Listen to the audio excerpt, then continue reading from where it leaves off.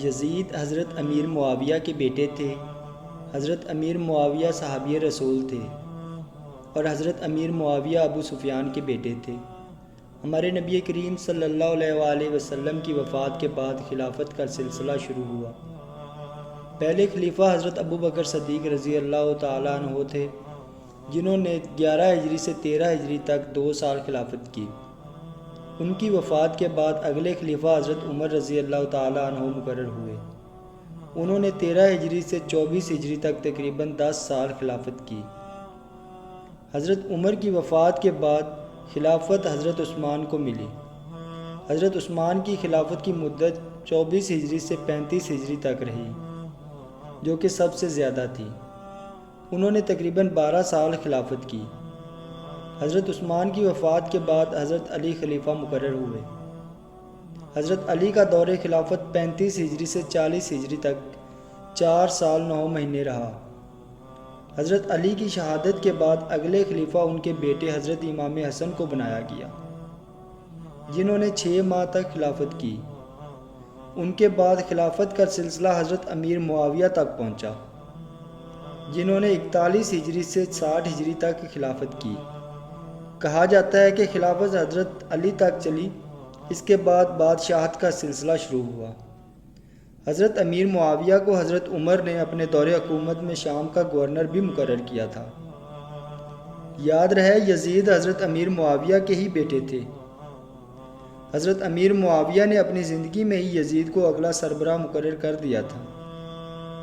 حضرت امیر معاویہ نے اپنے بیٹے یزید کو اس لیے سربراہ مقرر نہیں کیا تھا کہ وہ ان کے بیٹے ہیں، بلکہ حضرت امیر معاویہ نے اللہ تعالیٰ سے دعا کی تھی کہ اے اللہ، اگر میں یزید کو اس لیے سربراہ مقرر کر رہا ہوں کہ وہ میرا بیٹا ہے اور اس کی شان و شوکت ہوگی، تو پھر اس کو سربراہ بننے سے پہلے موت نصیب فرمانا۔ حضرت امیر معاویہ نے مرنے سے پہلے یزید کو وصیت کی تھی کہ عراق کے لوگ حضرت امام حسین کو ضرور آپ کے خلاف لا کھڑا کریں گے۔ اگر ایسا ہو تو نرمی اور درگزری سے کام لینا۔ وہ ہمارے نبی کریم صلی اللہ علیہ وآلہ وسلم کے نواسی ہیں۔ جب یزید تخت پر بیٹھا تو تخت پر بیٹھتے ہی اس نے مدینہ کے گورنر ولید بن عقبہ کو ایک خط لکھا اور اپنے باپ کے انتقال کی خبر دی، اور ساتھ یہ بھی لکھا، تم جتنا جلدی ہو سکے حضرت امام حسین اور حضرت زبیر سے بیعت لے لو۔ ولید بن عقبہ بہت شریف انسان تھا، وہ لڑائی جھگڑے کو پسند نہیں کرتا تھا۔ اس کے دل میں اہل بیت کا بہت احترام تھا۔ روایات میں آتا ہے کہ یزید بلا کا شراب نوش تھا اور ناچ گانے کا شوقین تھا۔ یزید نے شراب کی حرمت میں کہا کہ اللہ نے بے نمازیوں کے لیے ہلاکت کا حکم دیا ہے، نہ کہ شرابیوں کے لیے، پس شراب حلال ہے، اس لیے ہم شراب پیتے ہیں، اور یہ جنت میں بھی جنتیوں کو پلائی جائے گی۔ تاریخ کی کتابوں میں لکھا ہے کہ معاویہ بن یزید، جو کہ یزید کا بیٹا تھا، اس نے بدبخت باپ کی موت کے بعد تخت پر بیٹھتے ہی ایک طویل خطبہ دیا، جس میں انہوں نے کہا کہ میرا باپ حاکم بنا مگر وہ نالائق تھا، اور نواسہ رسول صلی اللہ علیہ وآلہ وسلم حضرت امام حسین رضی اللہ تعالیٰ عنہ کو شہید کیا اور قبر میں گناہوں کے وبال کے سبب مستحق عذاب ہوا۔ حضرت امام حسین کو کوفہ سے سینکڑوں خطوط وصول ہو رہے تھے، جس میں یزیدی فوج کے ظلم و ستم بیان کر رہے تھے۔ حضرت امام حسین نے وہاں کے لوگوں کے احوال جاننے کے لیے وہاں جانے کا فیصلہ کیا۔ حضرت امام حسین 72 لوگوں کے لشکر کے ساتھ نکل پڑے۔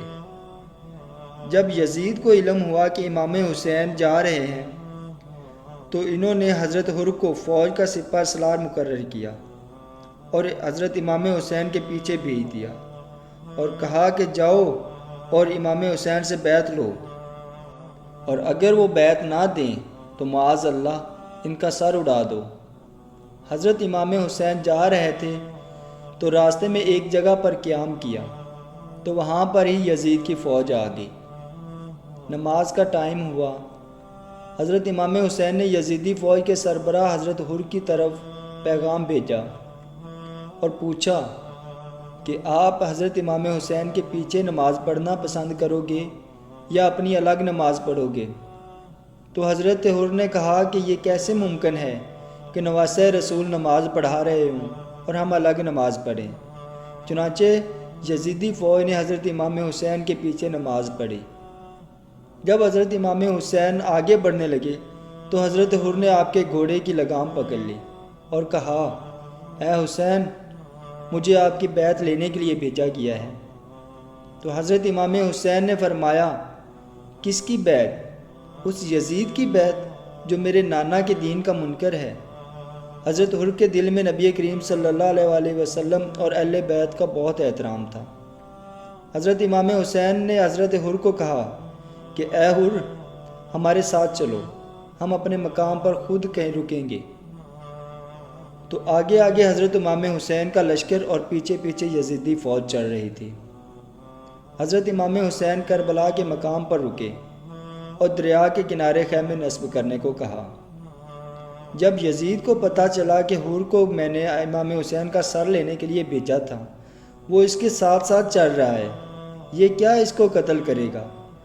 تو اس نے عمر بن سعد اور شمر سے کہا کہ جاؤ، حسین کو چاروں طرف سے گھیر لو اور حر کو اس کے عہدے سے ختم کر دو، مجھے حسین کا سر چاہیے۔ تاریخ نے لکھا کہ اس کی فوج نے آتے ہی حکم دیا کہ خیمے دریا کے کنارے سے ہٹائے جائیں۔ حضرت امام حسین نے خیمے ہٹا دیے، اس لیے کہ لوگ یہ نہ سوچیں کہ امام حسین اور یزید کے درمیان تنازع پانی کا تھا۔ حضرت امام حسین نے یزیدی فوج سے کہا کہ ہمیں جانے دو۔ یزیدی فوج نے کہا، آپ کے پاس دو ہی راستے ہیں، یزید کی بیعت یا جنگ۔ یزید کی بیعت کفر کی بیعت تھی، جو کہ اہل بیت کے لیے کسی صورت بھی قابل قبول نہ تھی۔ 10 محرم الحرام کی صبح ہوئی۔ حضرت امام حسین نے یزیدی فوج سے کہا، کیوں اپنے لیے جہنم کی آگ خریدنا چاہتے ہو؟ حضرت امام حسین اور یزیدی فوج کے درمیان مذاکرات چل ہی رہے تھے کہ انہیں احساس ہوا کہ امام حسین ہماری فوج کو تقسیم کر دیں گے۔ انہوں نے فوج کو حضرت امام حسین پر حملہ کرنے کا حکم دیا۔ جنگ شروع ہو گئی۔ کسی میں ہمت نہ تھی کہ حضرت امام حسین کو ہاتھ لگا سکے۔ حضرت امام حسین ان کے ساتھ لڑ رہے تھے، اتنی بڑی فوج کے ساتھ حضرت امام حسین اکیلے لڑ رہے تھے۔ لڑتے لڑتے عصر کا ٹائم ہو گیا۔ حضرت امام حسین نماز پڑھنے کے لیے رکے۔ انہوں نے وہیں سے تیمم کیا اور نماز پڑھنے لگے۔ یزیدی فوج جو پاس منڈلا رہی تھی، اس نے آپ پر تیروں کی بارش کر دی۔ آپ جب سجدہ میں گئے تو شمر آگے بڑھا اور آپ کی گردن پر تلوار مار کر آپ کا سر الگ کر دیا۔ اس کو نیزے پہ لٹکایا۔ خیموں میں سے رونے کی آوازیں آنے لگیں تو یزیدی فوج نے خیموں کو آگ لگا دی۔ خواتین کے سروں سے چادریں اتار لی گئیں۔ جب حضرت امام حسین کو شہید کیا گیا تو حضرت امام حسین کا گھوڑا ان ارد گرد چکر لگا رہا تھا۔ تو عمر بن سعد نے کہا کہ رک جاؤ، تیر چلانا بند کرو کہ کہیں یہ تیر گھوڑے کو نہ لگ جائے۔ عمر بن سعد نے کہا کہ میں نے خود دیکھا تھا، اس گھوڑے پر نبی کریم صلی اللہ علیہ وسلم نے سواری کی تھی۔